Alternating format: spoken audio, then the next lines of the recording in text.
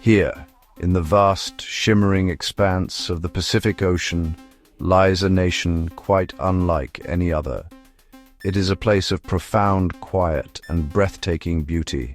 This is Kiribati, a collection of 33 coral atolls and one raised coral island, scattered like jewels across the water. These low-lying islands straddle the equator, a unique position in our world. But their most remarkable feature is their place in time. Kiribati is where the new day is born. It is the very first inhabited land on Earth to be touched by the morning sun, a daily spectacle of unparalleled wonder. This geographical distinction gives the islands a truly magical quality, a sense of being at the very beginning of everything. Imagine the scene. While much of the world is still shrouded in the deep darkness of night, a faint blush of color begins to appear on the eastern horizon. It starts as a whisper of light, a gentle promise against the velvet black sky. This is the moment the world awakens. The international dateline was redrawn in 1995, specifically to ensure that all of Kiribati would share the same day. As a result, its easternmost island, Caroline Island, now renamed Millennium Island, became the first place to welcome the year 2000. It is a powerful thought that every single day begins its journey across our planet right here, on these remote and tranquil shores. The sky transforms into a masterpiece of color. Hues of soft pink, fiery orange, and deep violet paint the heavens, their brilliance reflected perfectly in the calm turquoise waters of the lagoons. The silhouettes of coconut palms stand tall against the growing light, their fronds rustling gently in the cool morning breeze. This is not merely a sunrise, it is a grand, silent ceremony. It is an event that connects the Kiribati people, the inhabitants of these islands, to the rhythm of the planet. They are the first witnesses to the daily miracle of light conquering darkness, a privilege that shapes their perspective on life and their place within the natural world. As the sun finally climbs above the horizon, it casts a golden pathway across the ocean, a glittering road leading to this isolated paradise. The warmth spreads across the land, stirring life in the villages. The chorus of tropical birds begins, and the gentle lapping of waves on the shore seems to take on a more cheerful rhythm. For the people of Kiribati, this daily event is a constant reminder of renewal and hope. It is a symbol of their unique identity as the keepers of the dawn.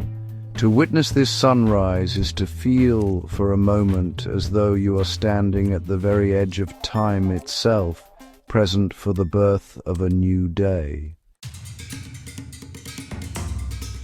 The culture of Kiribati is as vibrant and colorful as its incredible sunrises. It is a tapestry woven from ancient traditions, passed down through countless generations. At its very heart are the powerful expressions of music and dance. The traditional songs, or nnaas, are not just melodies, they are living histories. They tell stories of legendary voyages across the vast ocean, of heroic ancestors, and of the creation of the islands themselves. The singing is often performed in groups, with complex harmonies and call and response patterns that create a sound that is both haunting and deeply moving. It is the voice of the islands, echoing the tales of the past for the ears of the present. Dance, or timwai, is an equally vital part of cultural life. The movements are precise and deeply symbolic. Dancers often stand in stationary positions, their stories told through intricate hand gestures, sharp head movements, and wonderfully expressive facial expressions. The famous frigate bird dance mimics the elegant flight of the bird that is so important to their mythology, a creature that represents skill, grace, and freedom. These performances are not simple entertainment. They are a form of communication, a way of honoring the spirits, celebrating community milestones, and preserving the core values of Kiribati society for all to see. The artistic traditions of the Kiribati people are a direct reflection of their environment. With limited natural resources, they have become masters of ingenuity and craftsmanship. The fibers of the pandanus leaf and the coconut tree are transformed into objects of both beauty and utility. Women spend countless hours weaving intricate mats, baskets and fans, each with its own unique pattern and purpose. Men, in turn, are skilled in building traditional canoes or masterpieces of engineering constructed without a single nail, their pieces lashed together with cord made from coconut fiber. These crafts are not just hobbies. They are essential skills that sustain life. This rich cultural heritage is not something confined to museums or special occasions. It is a living, breathing part of daily existence. A blend of the old and the new can be seen everywhere. While Western music might be heard from a radio, it is the sound of traditional chants that will fill the air during a community celebration. Young people learn the ancient dances from their elders, ensuring that these precious art forms are not lost to time. This seamless integration of past and present allows the culture to evolve while holding fast to its roots, creating a society that is both modern and deeply connected to its ancestral heritage. Central to all life in Kiribati is the concept of community. Here the individual is part of a larger whole, a family and a village that works and celebrates together. This powerful sense of togetherness is physically embodied in the maniaba, the traditional meeting house. The maniaba is far more than just a building. It is the heart and soul of every village. It is a magnificent structure, often built with coconut wood and a thatched roof, open on all sides to welcome the cooling sea breezes. This is where all important decisions are made, where disputes are resolved, and where the community gathers for feasts, dances, and ceremonies. The construction and maintenance of the maneba are a communal effort, reinforcing the bonds that tie the village together. Inside, every family has its designated sitting place, a tradition that has been respected for centuries. It is here that the elders, the Unimwayne, share their wisdom and guide the community. Their voices carry great weight, and their knowledge of tradition, genealogy, and island law is indispensable. The Maniaba is a place of democracy, discussion, and consensus. It ensures that everyone has a voice, and that the well-being of the group is always placed above the interests of the individual, a cornerstone of Kiribati society. This spirit of community extends into every aspect of daily life. Resources, particularly food, are often shared. A successful fishing trip for one family means that the entire neighborhood will have fish for their evening meal. When a new house is built or a canoe is repaired, neighbors will arrive without being asked, ready to lend a hand. This cooperative spirit, known as bubuti, is a system of mutual obligation where one can request help or an item from a relative or neighbor with the understanding that the favor will one day be returned. It is a social safety net that ensures no one is left behind. Family is the bedrock of this communal life. Extended families often live together in the same compound, creating a bustling and supportive environment. Children are raised not just by their parents, but by a network of grandparents, aunts, uncles, and cousins. This creates incredibly strong family bonds and a deep-seated respect for elders. Festivals and celebrations are grand communal affairs, bringing entire islands together. Whether it is a wedding, a religious holiday, or a national celebration, these events are marked by feasting, singing, and dancing, reinforcing the joy and strength found in their shared identity and togetherness. For the Kiribati people, life is inextricably linked to the natural world. Their home is a delicate balance of land, sky, and, above all, the sea. The vast Pacific Ocean is not a barrier. It is their provider, their highway, and their teacher. Generations of experience have given them a profound understanding of its rhythms.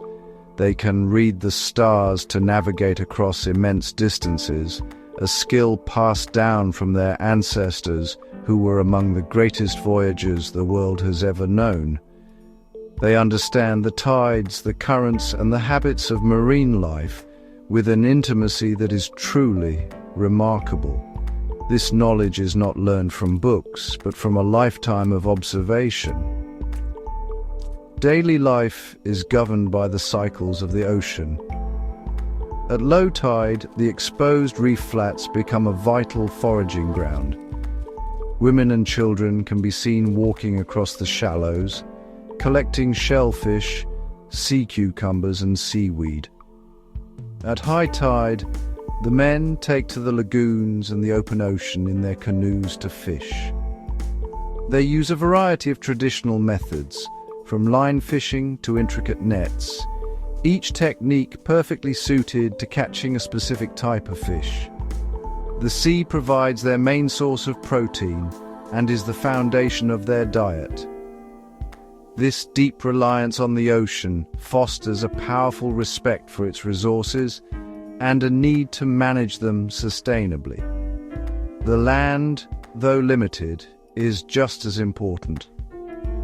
The sandy, coral soil can be challenging for agriculture, but the Kiribati have adapted brilliantly. The coconut palm is central to their survival.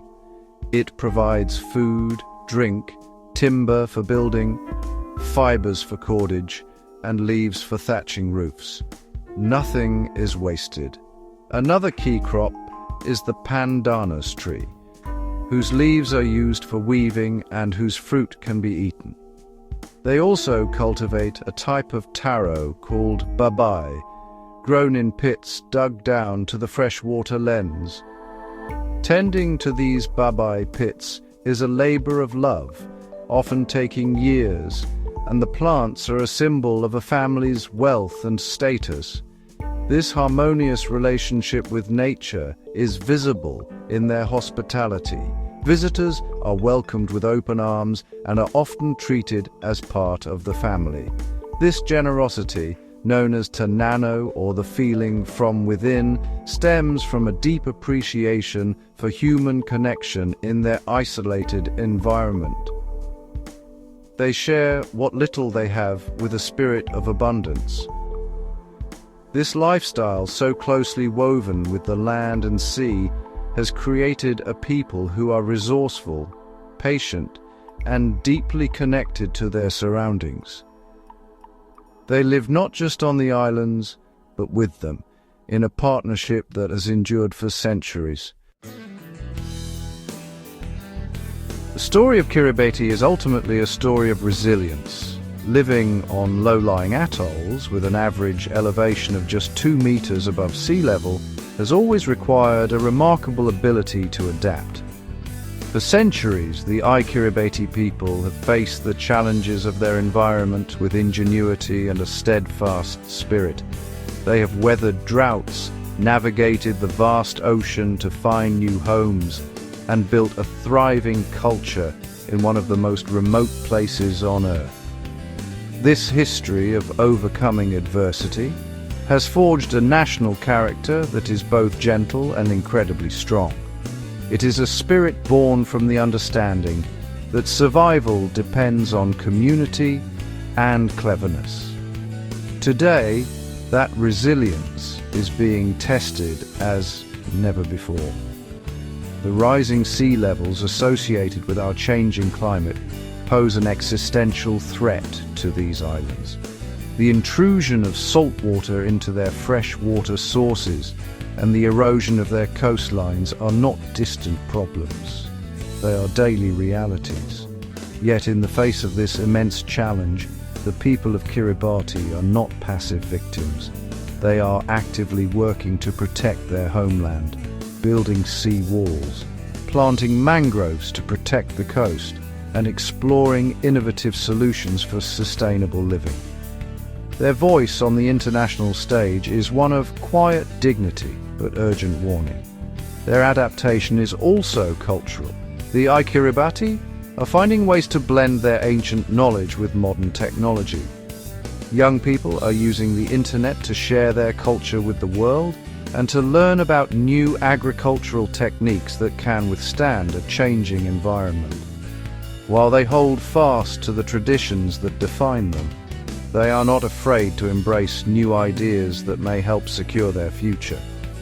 This blend of old and new is a powerful tool for survival, allowing them to navigate the complexities of the 21st century while remaining firmly rooted in their identity as people of the sea. The spirit of Kiribati, therefore, is one of hopeful defiance and enduring grace.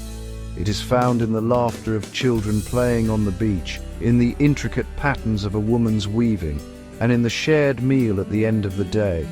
It is the spirit of a people who are the first to greet the sun and who face their future, whatever it may hold, with the same courage and unity that has defined their past.